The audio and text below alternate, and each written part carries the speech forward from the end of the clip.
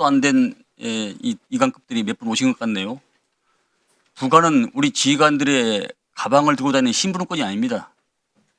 여러분들의 교범에 나오지 않는 국가 비상 상황이나 위기 시에 여러분들의 행동과 모습과 태도를 보고 이 다음에 군의 장성으로서 리더로서 클 사람들입니다.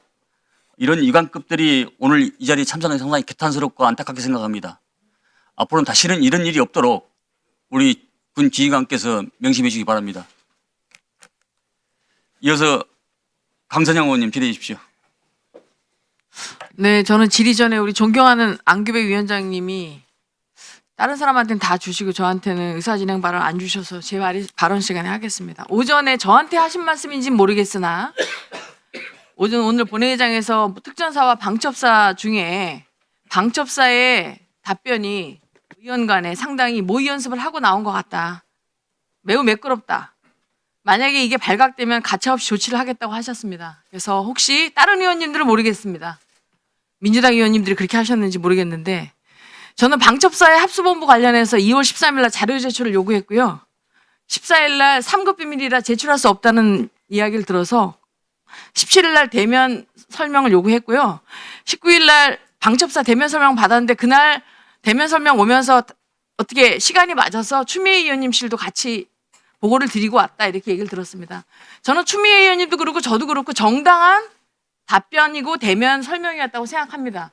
근데 제가 질의한 내용이 만약에 매끄러운 것이 모의 연습한 것처럼 느껴지셨다면 저는 너무 상식적인 질문을 했기 때문이 아닐까 그런 생각을 하면서 질의하겠습니다. 일공수 여단장님 나오십시오.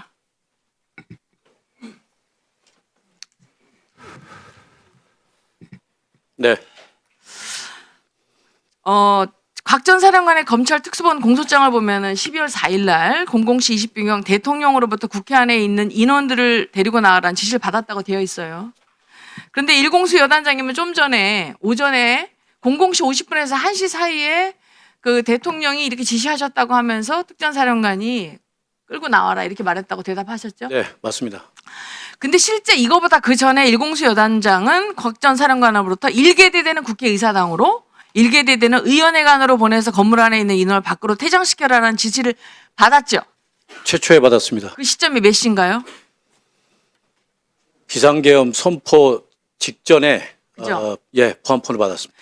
자, 곽전 사령관은 실제 대통령한테 지시를 받았기 때문에 일공수 여단장한테 지시를 한 게 아니라 계엄 선포가 되기 전에 제가 확인한 거는 21시 40분경에 일공수 여단장한테 국회에 출동하라고 지시를 합니다. 그리고 00시 20분에 의원회관에 있는 인원을 내보내라고 한 것이죠. 자, 그리고 끌어내라는 지시와 관련해서 뭐 그동안 여러 번 나왔지만은 우리 앞에 계신 김병기 의원님 인터뷰에서도 왜 끌어내라고 지시를 받았냐, 정족수를 못 채우게 그러냐 했더니 의결 정족수를 채우지 못하도록 하는 것은 유추할 수 있지만 어떤 목적으로 그렇게 하라는지는 뭐 지시는 받지 않았다 이렇게 얘기합니다. 처음에는 의결 정족수 관련 사항은 없었다고 말을 하다가 2월 4일 날 국조특위에서는 대통령이 비화폰으로 전화해서 아직 의결 정족수가 채워지지 않았기 때문에 빨리 국회문을 부수고 들어가서 있는 인원들을 끄집어내라 지시했다고 진술을 바꿉니다. 두 번째, 12월 10일 날 국방위 전체회의에서는 특전사병력이 국회로 들어가는 중간에 전 국방부 장관으로부터 국회의사당 안에 있는 인원을 끄집어내랐다고 진술을 합니다. 1여단장 진술에 의하면 이미 계엄이 신포되고 난 직후에 의원을 끌어내렸다고 아까 말했는데 그 직전에도 이미 했어요.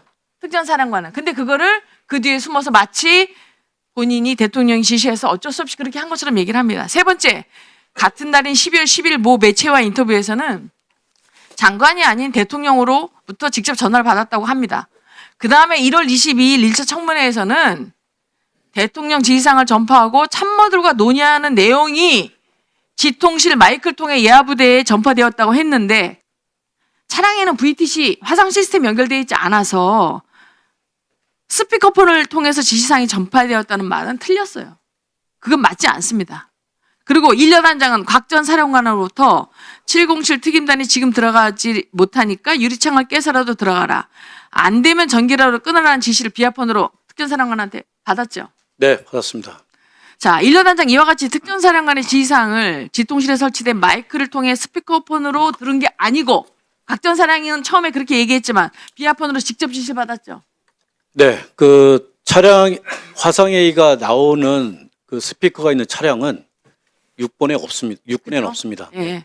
그래서 결국은 제가 곽 전 사령관 같은 군인으로서 그렇게 하고 싶지 않은데 제가 여러 번 진술이 반복되고 변하고 오염이 되면서 제가 여기서 뭐라고 그랬냐면 제가 사나이 태어나서 한 번 죽지 두 번 죽냐라고 한 겁니다. 그 말은 제가 여기서 거짓을 말하는 게 아니에요.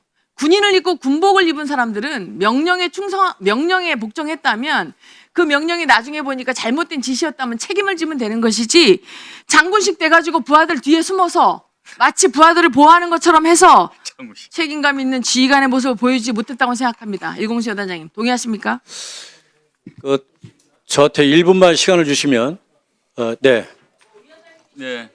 네. 그 스피커로 들었다라고 이렇게 전 사령관님께서 말씀하셨는데 제가 추측해 본 건데 그 사건이 일어난 며칠 후에 사령관님 전화가 오셨습니다. 그때 국회에서 이제 자료 제출 여러 가지가 있었는데 그 중에 하나가 상황일지가 있었습니다. 그래서 사령부로 제출했는데 사령관님께서 그걸 보시고 어느 부분은 내가 말한 것 같지 않은데 그걸 좀 빼면 안 되겠냐 이런 말씀을 하셨습니다. 그래서 제가 그거는 상황 장교들이 작성을 한 내용이기 때문에 제가 작성한 게 아니라 아마 적혀 있다면 그렇게 말씀하신 겁니다. 그런데 제가 나중에 확인해 보니까 사령관님께서 회의할 때 마이크를 켜놓으셔서 일부 단어나 문장이 상황 장교들이 들어서 적어놨을 수도 있겠습니다. 그렇지만 그것도 사령관님이 말씀하셨기 때문에 이걸 지금 삭제하면 실무자들이 공문서 위조로 처벌받습니다. 그래서 안 됩니다. 이렇게 말씀하신 적이 있는데 그래서 그 좀 이렇게 혼동을 하셔서 그런 발언을 하셨는지 아는가 이렇게 생각됩니다. 이상입니다.